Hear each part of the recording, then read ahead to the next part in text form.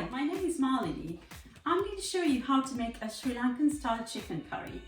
So here, without further ado, let's start. Here I have about 6 chicken breasts cubed on this chopping board. And here I have a pan on medium heat to which I will add 2 of these cups of oil. So that's about 5 tablespoons of oil, to which I shall add about 2 chopped onions, like so. 2 chopped onions. And I'm going to leave it to fry for about 2 minutes. So the onions have been now frying, it's golden brown. So the chicken curry I'm making today is a creamy chicken curry, which is loved by children because it's creamy and you don't put too much chili because children can't take much heat. But of course, if your children are used to chili and then you also want to make it nice and hot, there's no harm in adding some roasted chili powder. Now to this I'm going to add all the fragrant, authentic spices and condiments which make a chicken curry essentially a Sri Lankan chicken curry. So in goes pandan leaves. So this is a pandan leaf about that long. Cut it into 2-inch pieces. About 1, 2, 3, 4, about 6 of them going in there. And then I'm adding about 3 or 4 sprigs of curry leaves. The reason I'm adding so much of curry leaves is because I have about 6 to 7 chicken breasts there behind me, cubed. So it can take as much spices as you would allow it to have. So that's the curry leaves going in there. It already starts to smell divine. And then to that I will add some lemongrass. So I've got some lemongrass cut into pieces like that, and I also have some long pieces of lemongrass that goes in there. Now to this I will add, because there's a lot of chicken, I'm adding 2 teaspoons or even 3 teaspoons of minced garlic. So I have to make a lovely base to cook the chicken in. Oh, the fragrances are amazing, they're lovely. It just fills your whole kitchen.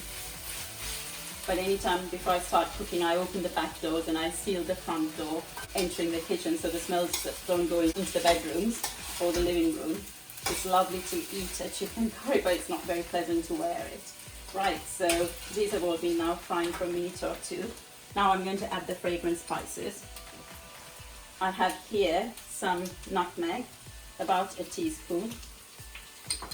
And here I have a teaspoon of cloves. And here I have a teaspoon, I'm going to add a teaspoon of cardamoms, brown. All these spices are brown. And then I will add some cinnamon, about a teaspoon of cinnamon. And I shall stir it. And I'm going to just make a quick well and add some mustard seeds. They will start to pop when they're ready. So, about a teaspoon of mustard seeds. Mix everything together. And ideally, I would use some tinned tomatoes, chopped tinned tomatoes, but you can also chop the tomatoes yourself. So I have a cup of chopped tomato here. So I'm adding that to form the base. Mix that through.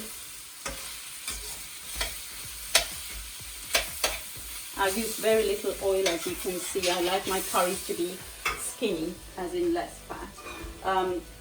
So I've taken a whole bulb of garlic, so I'm just going to pop that in there. And if you find it at the end, you can actually pick that out because I've kept the core of the garlic in there. Like so. If you had a bit more time, you can peel it and chop it. So just combining all these together. Just leave it to fry. Just to form the base of the curry. If because there's a lot of water that would come from the chicken as well, so you don't have to add more than just a cup of water. So increase the heat.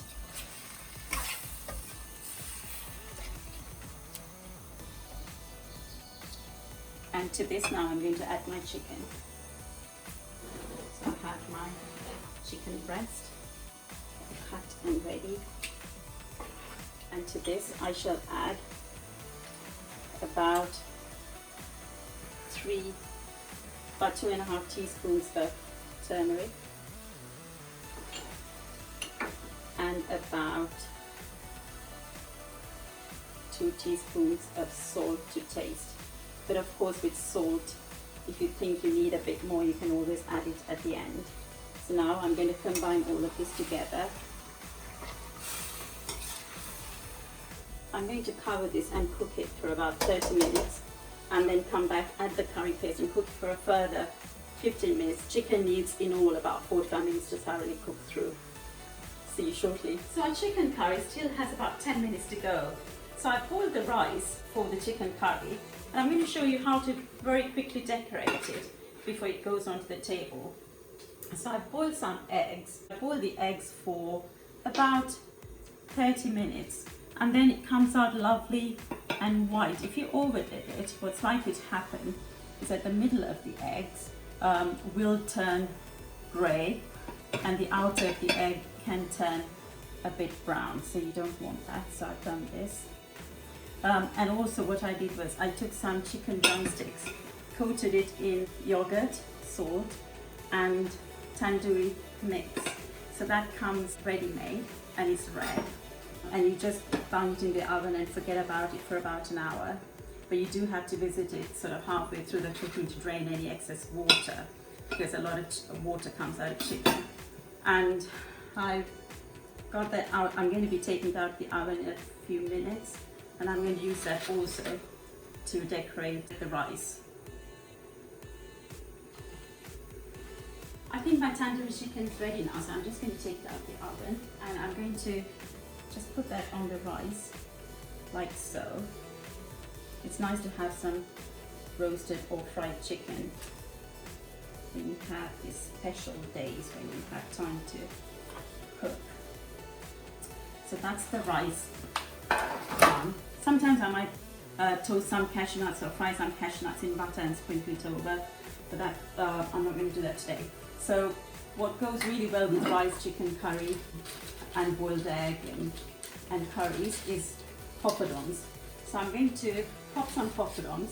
Of course, you know, poppadums are really lovely if you can fry it in coconut oil, but it can also be calorific. This is a quick and easy way of making poppadums with no oil at all. So you have to arrange the poppadums as such. Let air get through the poppadom from over and under, so that should be enough for that plate. And then pick it up, put it in your microwave for 2 minutes. Now this one is, I think it's 1000-watt microwave, so 2 minutes is sufficient. Visit it halfway through and turn it over or just rearrange it if you need to. Now while that's happening and the chicken's still cooking, I'm going to show you how to make a very quick and easy coconut sambol. So I'm going to make 2 types if I can. Try and do it within that time. So I've got some freshly grated coconut. It comes in a packet like this. You can buy it and freeze it, and you can use it whenever you want. So I have that here. And so if you have children who do not like eating chili, go easy on the chili. So into this I shall put about, I'm going to try a teaspoon of chili first. Oops. Okay, like so. And into one of them I'm going to add fried onions.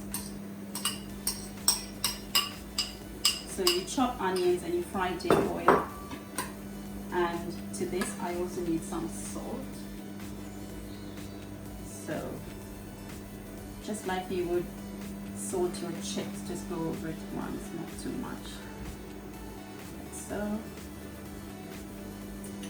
about half a teaspoon of salt going in here.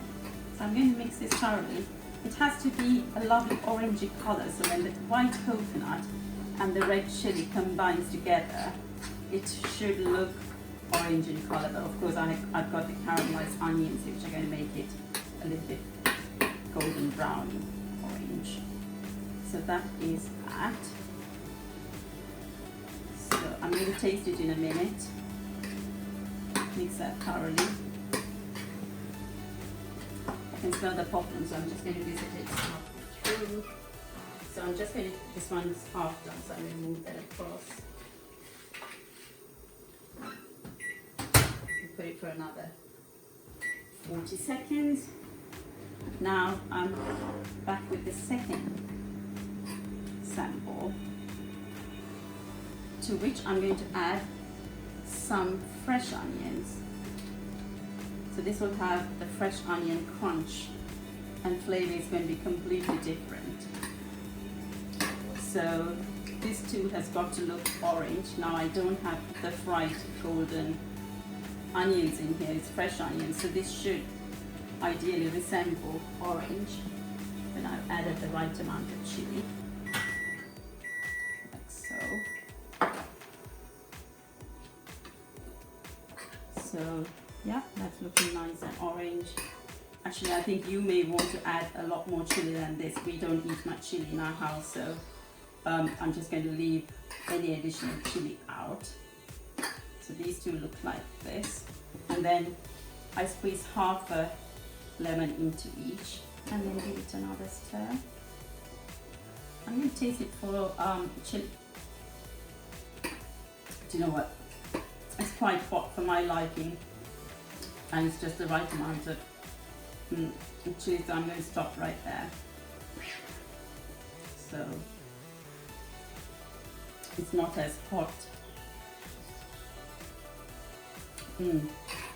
And the lemon and the fresh sliced onions, I can taste all of that. So let me give this one a little stir. That has a completely different flavor, only because it's the fried onions are in there. And to this I'm going to add, I'm going to crush some curry leaves. Now these are dried curry leaves, which you can buy in a packet and keeps forever and a day. Well, I say ever and a day, but maybe 6 months or so at most. But once you open it, I would recommend that you continue to use it until you finish. So give it another stir. And I'm going to show you the poppadom. Yes, they're lovely and crispy. So I shall take this over to the table. So our chicken curry's had its first half an hour of cooking. So this is what it looks like. I told you it was going to be a creamy chicken curry. So I've got a cup of cream here, which I shall pour into the chicken, like so. And to that I will add 2 tablespoons, flat tablespoons of Madras curry paste. So I'm just going to stir that through so that it combines with the cream. I'm going to mix all the curry together and check the chili. All the flavors are perfect, and the cream has just sealed the deal, as it were. But I'm going to just add a tiny bit of chili just to take it over the edge, but I'm only going to do it for half the curry for those who like a bit of chili, and leave the other half as is for the children. And then I will turn the heat back on and cook for a further 10 minutes, which will take it through to the 40 to 45 minute cooking time that's essential for chicken. Before I take the chicken over to the table, a final bit of garnishing of chopped coriander leaves. It looks a lovely colour against the lovely golden chicken curry. The lovely green is a lovely contrast. So if you were a guest at my house, I would say, come over and see what I've cooked.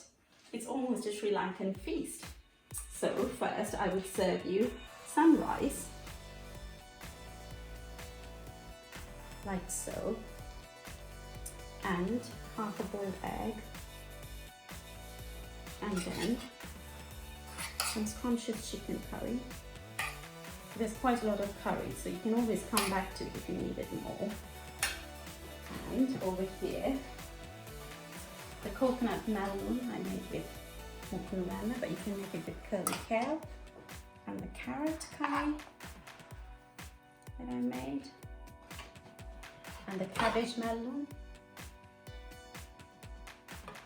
aubergine curry with a lovely tomato and the sugar,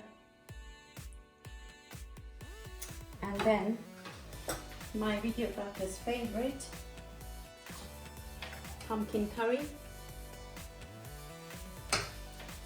and piece of fish, like so, and a bit of gravy, and last but not least, some cold sambol.